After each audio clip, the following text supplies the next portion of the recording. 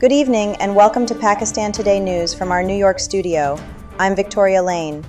We begin with a significant diplomatic development, as Pakistan's State Law and Justice Minister, Barrister Akil Malik, has indicated that a potential agreement between the United States and Iran could soon reach its final stage in Islamabad. Speaking to local media, the minister said Pakistan is actively playing a mediating role in easing tensions between the two countries. He added that upcoming meetings between U.S. and Iranian delegations may shift away from negotiations and instead focus on formalizing and signing a finalized agreement. Barrister Malik described the moment as potentially historic, not only for Pakistan but also for global diplomacy, should the deal be successfully concluded. Amid these developments, heightened security measures have also come into focus. According to sources cited by Reuters, Pakistan's Air Force carried out a major operation to escort Iranian negotiators safely home following inconclusive talks with the United States last weekend. Reports suggest that nearly 24 fighter jets, along with airborne surveillance systems, were deployed after concerns emerged about a possible Israeli threat to the delegation. Officials confirmed that the mission ensured the safe return of the Iranian team, and similar security arrangements are expected for future rounds of talks if required. For more on Pakistan's diplomatic role, we go to our Islamabad correspondent, Sarah William. Thank you, Victoria. Pakistan's involvement in facilitating dialogue between the United States and Iran is being seen as a crucial diplomatic effort at a time of heightened regional tensions. Officials here say Islamabad is aiming to position itself as a neutral and constructive mediator, leveraging its strategic relationships with both sides. Security measures surrounding these talks have also underscored the seriousness of the situation, with authorities determined to ensure the safety of all delegations. Analysts believe that if a deal is finalized in Islamabad, it could significantly elevate Pakistan's standing in global diplomacy. Thank you, Sarah, for that update.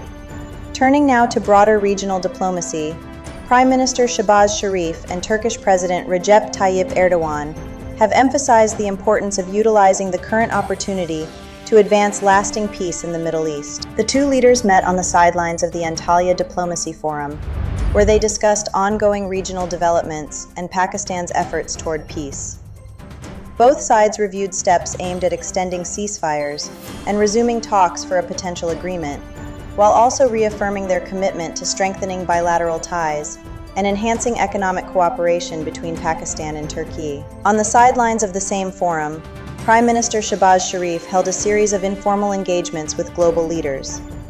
According to the Prime Minister's office, he met with representatives from Turkey, Qatar, Kazakhstan, Azerbaijan, Syria, and former Kosovo President Vjosa Osmani.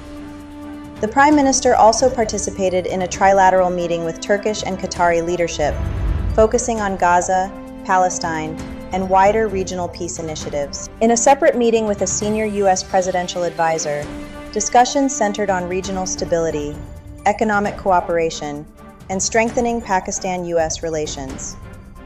The Prime Minister reiterated Pakistan's continued commitment to diplomacy and peaceful engagement. Meanwhile, Deputy Prime Minister and Foreign Minister Ishaq Dar highlighted a trust deficit as a major obstacle to economic integration in South Asia.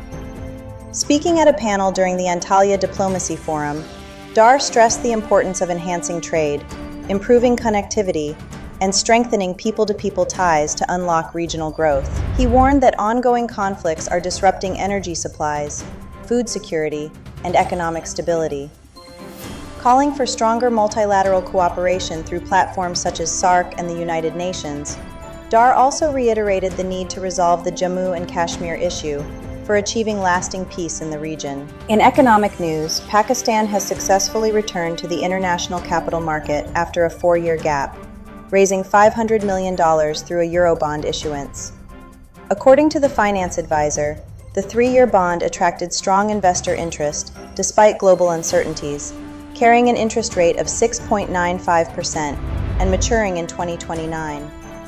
The development follows Saudi Arabia's increased financial support to Pakistan, which officials say has helped boost investor confidence.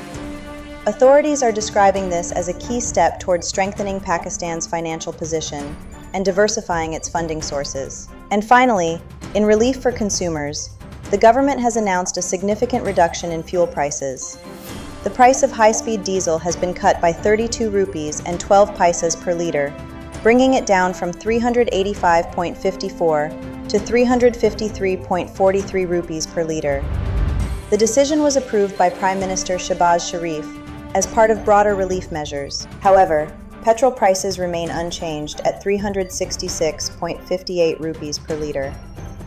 Officials say the benefits of the diesel price reduction will soon be passed on to the public. That's all for now. You're watching Pakistan Today News. I'm Victoria Lane.